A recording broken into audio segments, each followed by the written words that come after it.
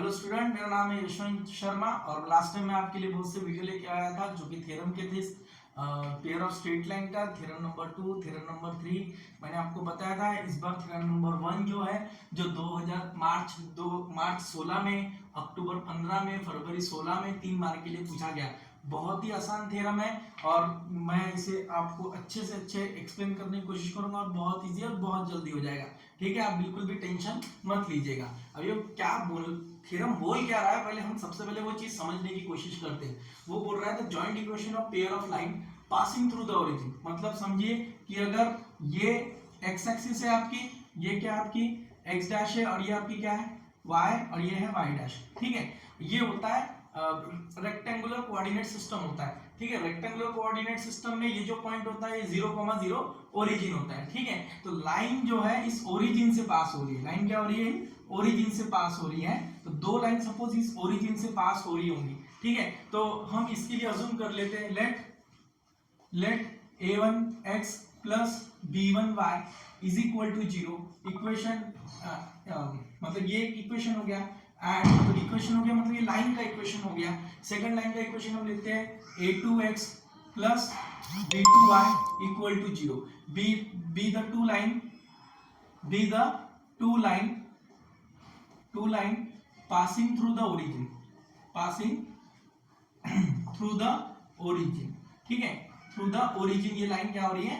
पास हो रही है। ठीक है, तो हमें उसने बोला है कि इनका homogeneous equation of degree 2 in x and y निकाल के दिखाना है। अगर मैं एक इक्वेशन को u बोलता हूँ, u मतलब मेरी लाइन है a1x plus b1y equal to 0, equation number 1, and v is equal to a2x plus b2y equal to 0, equation number 2। ये इक्वेशन नंबर मेरी क्या है?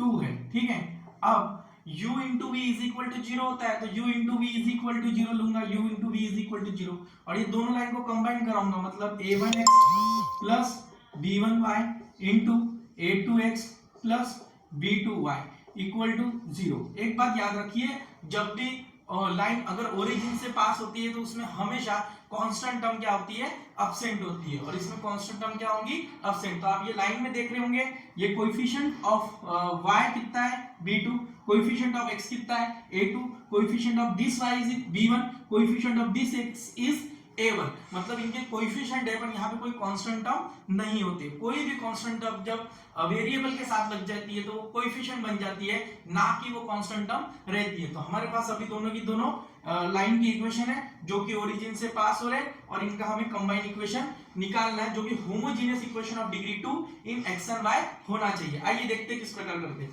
तो आपको कुछ ज्यादा हार्ड वर्क नहीं करना है, आपको सिर्फ इस ब्रैकेट को खोलना है और आपके सामने वो इक्वेशन आ जाएगी। तो मैं लेता हूं a1x is equal to a2x plus b2y। समझ रहे हैं मैं क्या कर रहा हूं? ये जो a1x है इसको इस पूरे ब्रैकेट से क्या करूंगा? मल्टीप्लाई करूंगा, मतलब a1x is equal to a2x plus b2y plus ये वाला प्लस लूंगा, और ये जो b1y है इसको इस पूरे ब्रैकेट से क्या करूंगा? मल्टीप्लाई करूंगा। तो ये क्या हो जाएगा? b1y is equal to a2x plus b2y equal to 0 हो जाएगा। ठीक है, अब हम इसे क्या करते हैं? ब्रैकेट ओपन करते हैं। जैसे ही ब्रैकेट ओपन करेंगे तो हमारे सामने इक्वेशन निकल के आएंगी a1 a2 x square plus a1 b2 xy। ठीक है, मैंने क्या किया? a1 x1 को इसके साथ एक बार मल्टीप्लाई किया, उसके बाद a1 x1 को b2y के साथ मल्टीप्लाई किया। सेम प्रोसीजर मैं यहां पे भी करूंगा, मैं b1y को a2x के साथ एक बार मल्टीप्लाई करूंगा और b1y को b2y के साथ एक बार मल्टीप्लाई करूंगा, और जैसे ही ब्रैकेट ओपन करूंगा तो मेरी इक्वेशन बन जाएगी b1y मतलब a2 b1y xy ले लेते हैं अपन इसे, क्या लेते हैं इसे? xy plus b1 b2 y square equal to 0 हो जाएगा। अगर आप अब ऑब्जर्व कर रहे होंगे तो x स्क्वायर का कोएफिशिएंट क्या है? a1 a2, और मैं यहां से क्या करूंगा? नेक्स्ट स्टेप में a1 a2 x square plus यहां से xy दोनों के पास है तो मैं यहां से xy क्या करूंगा? कॉमन निकालूंगा। जैसे मैं यहां से कॉमन निकालूंगा, यहां से क्या होगा? a1 b2 plus a2 b1 xy को कॉमन निकाल लिया। कॉमन निकालने के बाद मेरे पास बचेगा नेक्स्ट वाला b1 b2 y square equal to 0 हो जाएगा। ठीक है, हम क्या करेंगे, जैसे A1 A2 है, इनको नाम दे देंगे,